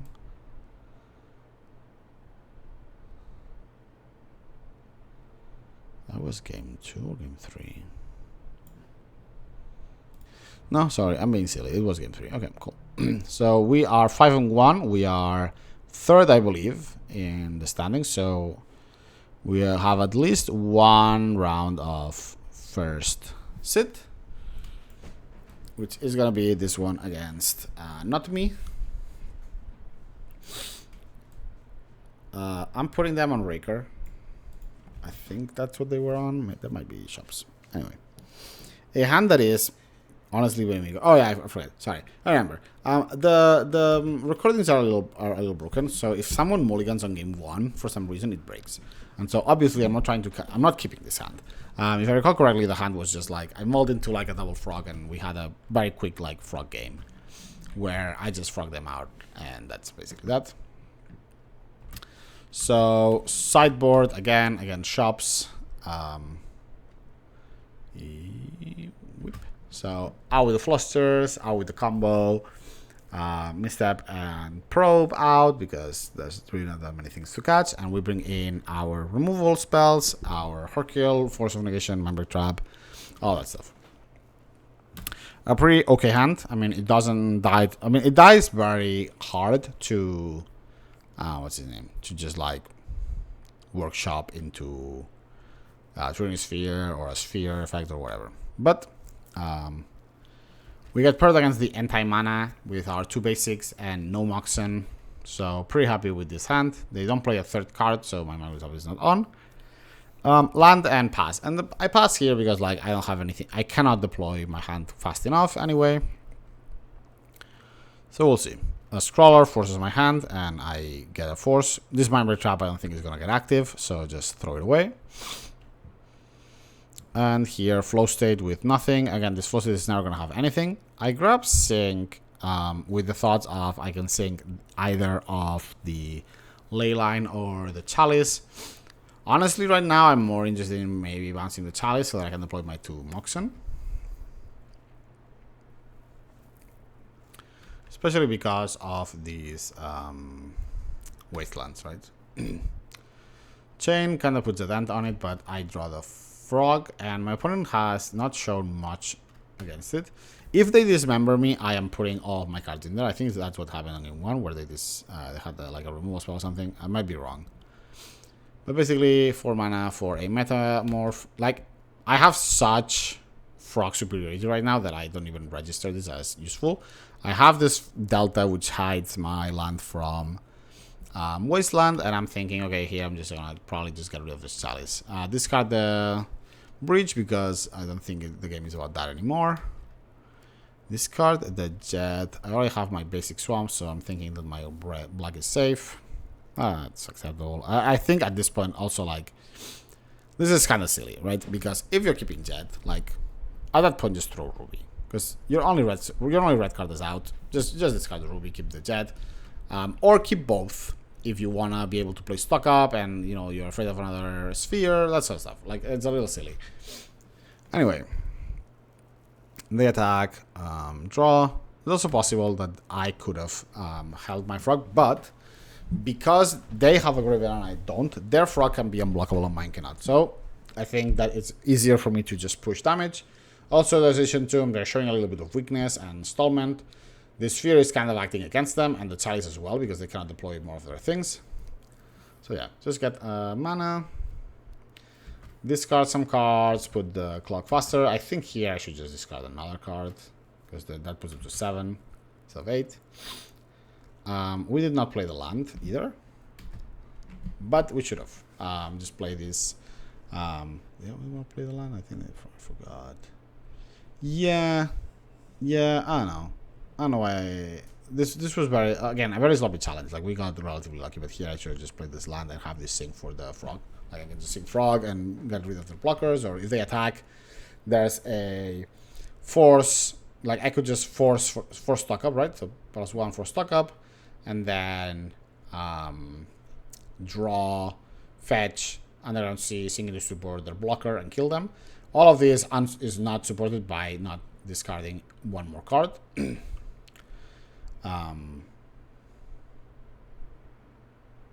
So I'm thinking, no, actually not playing the land is correct, because if I want to do all of that, then they have this wasteland, so I don't want to play this land, and then holding this force plus thing out. Yeah, okay, so it was actually fine to play this way. Anyway, on to the semifinals, where our opponent beat. Well, this is a replay of round 4, I believe. So knowing that they are already that, again, same problem, right? My opponent mulled on the top 8, and so the recording is broken. Yeah, you'll see me struggle for a bit. Anyway, I believe I lost game 1, but I might be wrong. So same sideboard idea as before. We no null rods because it's fear, and out with the combo, aim with the removals and the hurt kills and more counter spells. A hand, oh sorry, so we won game 1. A hand that is dangerous, but keepable. If only because of these falls that gets, you know, shows a promise of Loriening for my cards. Opponent goes Lurrus with Leyline. I think they multi-thix.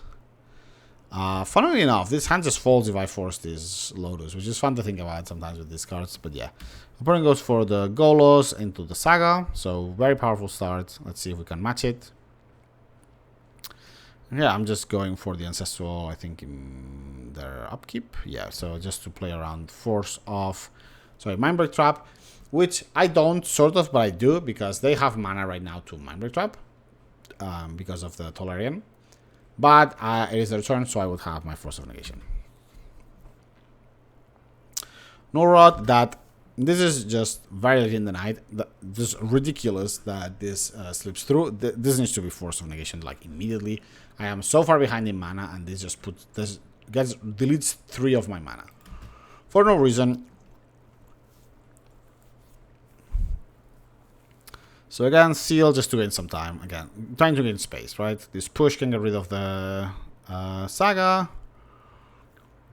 And I do this now so that I do this now because then the Tolarian dies for less. Otherwise, they have 1 more mana, and that opens up the door to them doing more stuff. Hamlet for Delta, which doesn't matter. I have to I mean, I can't force because I got Baxi Bubble. I also didn't realize that, so just give them cards for free. Removal on the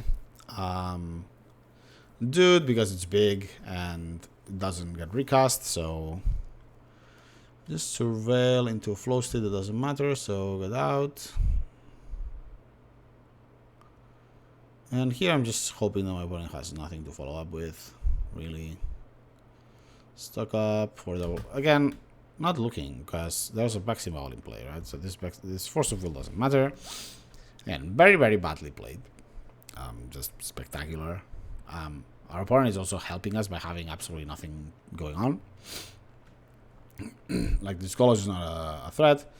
Or it's a threat, but it's just like so slow. So I'm just like thinking about, okay, well, now I have the Thoracle. I can spend a couple turns trying to get the Consultation. Again, Consultation needs this Chalice to be removed, which means that the Sync needs to be paired with this Chalice. There's a lot of stuff going on. Now this chain doesn't work. It's like, oh my god, like, yeah, I'm collapsing under my own, I don't know how to call it. Like, I'm not thinking enough about how to sequence my things, and I'm gonna pay for it because now I force this go to 1, and then my opponent has had enough time chilling. I demonic for Consultation so that I have a kill next turn, sort of, because I need to like tap, block, and then make mana have 1, 2, 3, 4, 5, 6, and then I have to like sync this for 4. That chain, like, there's a lot of stuff going on that it's just not happening.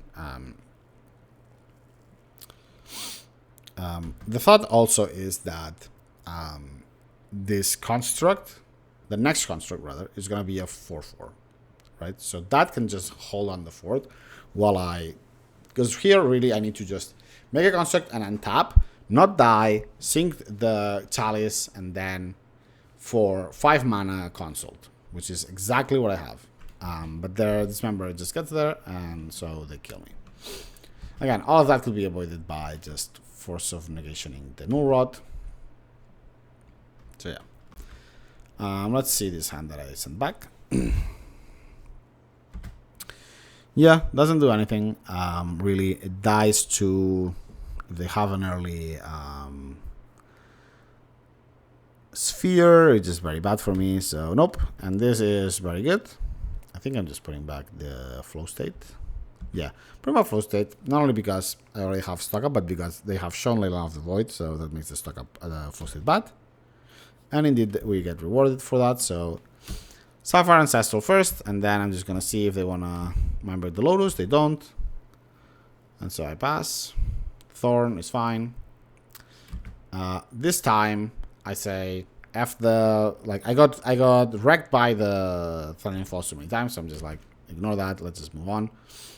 And here I just wanna get Lurrus and play it, just because, again, opponent's taking damage, is not doing anything fast, so I wanna put something on board to start punishing them for that.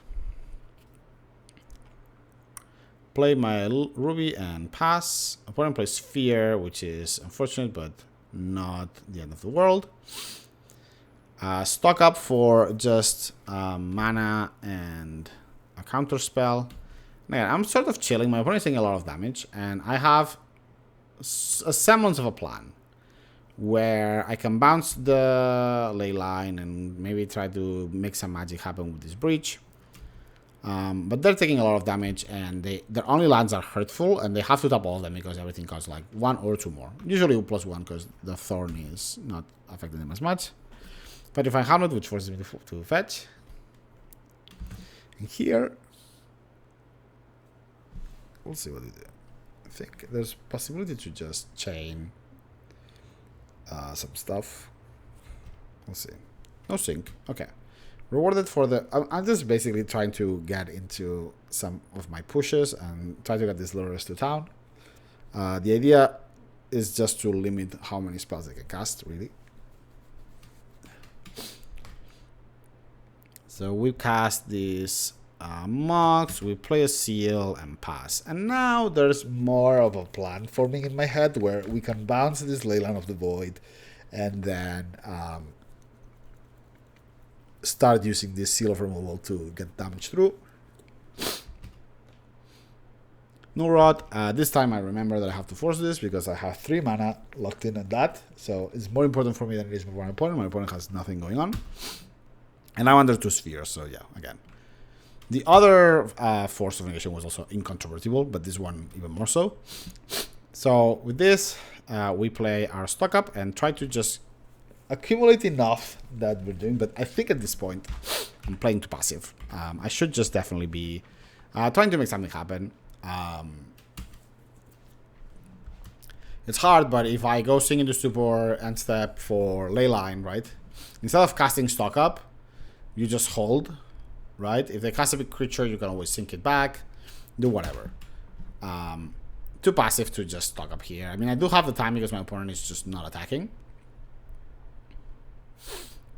Right? The Seal of Removal is kind of holding them back because it's just like, hey, if I get back this Crawler, you need to pay. It's 4 life to get it back, sort of, right? Like, let's say you attack with the Stone Coil for 2 damage. I bounce the Crawler, I hit them for 3. I am gaining life, and then they cannot even replay this Crawler. So, obviously, they're in a stalemate situation. They're drawing very badly too, but there's we're holding on. More mana now that I have the frog. It's all hands on deck. Time walk just so that I get space and I get the push. And with push it's over because I'm just gonna push their thing, bounce their other thing. In this case, I'm just bouncing the. I'm not saying the Crawler because again it's more expensive to pay, but also because the Serpent, the Stone Coil has protection. So yeah. Anyway, we win and we go to the finals. Finals was very funny because my opponent and I were going back and forth about splitting because it was very late, but we both wanted to be at the top of the leaderboard, out of the challenge. And so after talking for a while, it's just like, you know what, let's just play. And so we end up just playing. I know my opponent is on Dredge, so I'm keeping the Soul Guide. I don't expect much to come. Oh, again, yeah, no, sorry. Stop. Again, with the same thing that turn 1 of this. It's the replay is broken for some reason. Top 8 is always the same point. My opponent just clapped me, which is to be expected on a turn 1. Sorry, on game 1. Opener doesn't do anything. No blue mana, tons of mana, but doesn't do anything but cast the Lurrus on turn 2, and even then it's just like ridiculous. This hand is exceedingly slow. There's nothing going on for the first 3 turns. Impossible. And this one is dangerous, but I'm not moving to 4. So we are just keeping a force in order to defend our Lotus. Our opponent kept 7, I think. Yeah, they kept 7. So yeah, Lotus, Ancestral. We got mana, which at this point is actually what I want.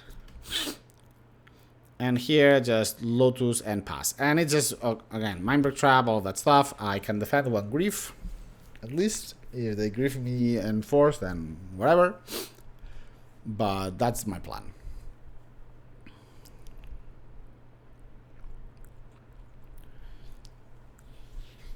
Just Lurrus, which I'm going to force. And keeping the Time Walk away.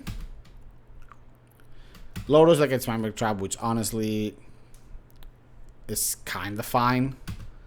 Like, obviously the Lotus would help, but I have plans for the Soul Guide, and getting rid of one of the Mindbreak Trap is honestly very good. No attack with the Hollow One, because obviously no point. My opponent's graveyard is actually pretty reactive, and they have really nothing going on. I think they pivoted too much. I don't remember what they saw in game 1, but they pivoted too much into, like, Force of Beggars, Force of Negation, Mindbreak Trap. This is something that I talked about with black decks, which is that sometimes, also I think sometimes the Noxious Rivals I did. Sometimes like you pivot so many of your cards away for the defense, that just you have nothing going on, right? Like my opponent has activated Bazaar 3 times and has done nothing but put a Hollow One and Force of Negation one of my cards, and that's it. And Mindbreak Trap. So they have like 2 forces and the Hollow One. On 3 Bazaar activations is kind of like pretty bad. Sorry, 2 Bazaar activations. And now they have Troll in hand, so I'm just gonna go Soul Guide, and my opponent just immediately scoops because A, it's late, but B, like in this position, you're not getting there, right? Not only because I'm playing it, wiping the graveyard, replaying it. They cannot attack. Their hand is Golgari Grave Troll, and that's it, right? Like, what are you gonna do? So yeah, moving on to game 3, where my opponent is on the play. I guess I didn't talk about the sideboard. Let's do that now. So in this sideboard plan, obviously the pushes go out. Force of Negations, because this is not combo dredge, I cannot keep. Misstep is out. Probe is in, because sometimes you have the breach lines where you can probe a billion times. I don't personally like it. I think I was talking to Matt about it and he convinced me to try it. I still don't. Don't love it. I think maybe seal of removal or chain are more useful than probe, just because usually your life is so tested that you don't have enough life to just willy-nilly probe that much. But okay, whatever. So one card, no mana, easy mole. Second card, the money can get me Crypt, can get me Tabernacle. I can also delay it for a turn if I think that I need to Pyroblast something. So yeah, that's okay. Not a spectacular hand, but it's fine. Okay, my opponent griefs me and has an Icoric on the board, but no Dredgers, which to me means that it's either like, yeah, Hollow One, so nothing. So I have a free turn, and I unfortunately cannot capitalize on it. There's a thought here, which we thought about, of just Pyroblasting for cards in graveyard, because this is looking like a very fast game, and so cards in graveyard is usually your biggest deterrent. There's also the thought that maybe this Pearl is not, like, it was enough to keep him on top, just so that I can go land, buy Lurrus, hold Pyro, and then go for the Lurrus again. And see if I can at least block and put something. But I think at this point I'm just like very all in. I draw Consultation, which is actually very good, and grab this Lurrus. And now I'm feeling a little because it's just like, oh, this is putting a lot of pressure. I think my opponent gets a black card for this Icoric, so just one, fortunately, because otherwise I'm just dead. And here we're just like against the ropes. We're just dead in 3 different ways, pretty much. And so we just YOLO the Consultation, which you should have fetched first, by the way. Like, that's just bad muscles. We Consultation for Breach. Sorry, for Lotus, right? Because if we hit Lotus and we have enough cards in graveyard, Lotus plus Breach plus a card, we have enough to... we do have enough to, actually. Now I think about it, maybe Lotus wasn't even enough. We have... Oh, Consultation in the graveyard, so that's 5. 6 cards, so 6 cards in graveyard. Lotus for DT. And the DT is back, so 1, 2, 3, and the Lotus 4. So then the Lotus I can pop. So yeah, so if I don't exile Brain Freeze, which I do, it's somewhere here. We exile a lot of our deck, right? So 20, like 30 cards, and here is the Brain Freeze. And I think the Thoracle is not, so we still have the Thoracle. There is, I panic a little, and again, it's like 1 AM, I think, at this point. But there is a possible, first of all, you had to fetch. But second of all, there is a line here. So if you go for black, blue, blue, blue, red, right? So this Lotus pops for blue. Because we try to counter it. So let's see what we do. I can loop in this Lurrus. Doesn't really matter at this point. Doesn't, like, we're dead on the attackers. I go for the Monic first for the Thoracle, thinking that I had enough. I absolutely do not have enough. Not only do I not have enough mana, I don't have enough cards in graveyard. So yeah, we panic a little. But there is a line that is possible, which is yeah, whatever. The Lurrus doesn't matter. Which is to pop the Lotus for blue. Blue and red give me Breach. Black cast Consultation from the graveyard for Thoracle. And Thoracle is anywhere in the bottom 3 cards. Bottom 3 cards, yeah, because if it's the 3rd card, we have enough Devotion. And I know that the card my opponent has in hand is Golgari Graveturtle, so I don't need to worry about that. Now, the thought here is, if I had Pyroblasted twice just for the lols, would we have gotten there? And the answer is maybe. We have 8 cards in graveyard. That leaves us blue, blue, blue, black, black, black. And maybe we get there. I don't know. I would have to do the math. But basically, that would be the line where if I'm here, that's the only thing that saves me. But yeah, anyway, very well played by all of my opponents and extremely badly played by me. I think the deck has a lot of potential, but I was not playing well, as we've analyzed already. And yeah, so again, coming back to the deck itself, This Thundering Falls, in fact, I'm just gonna do it now. This Thundering Falls just needs to go out. There's no way this can stay. The mana base is just like not interesting. It needs a lot of improvements. Again, this should probably just be 4 deltas, or simply at least 2, or at least 3, right? It's possible that you just need 1 more, and you got this, and move on with life. It's possible that this also could be the strip mine.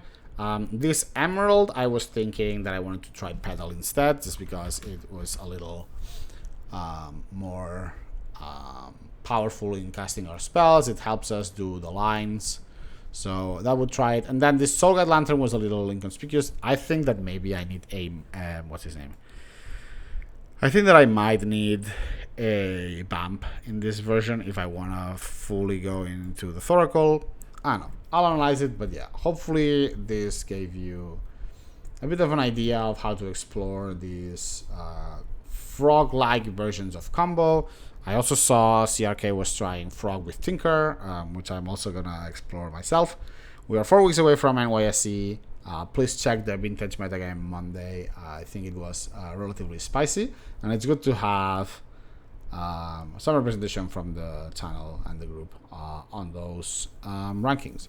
So yeah, hope you had a good one and that this video was enjoyable. Let me know in the comments any feedback or any lines that I didn't consider, or maybe things that I thought were good plays that were bad, or the opposite. I'm here to showcase my plays, but also to learn from what you guys also think. So yeah, thank you so much and have a good one.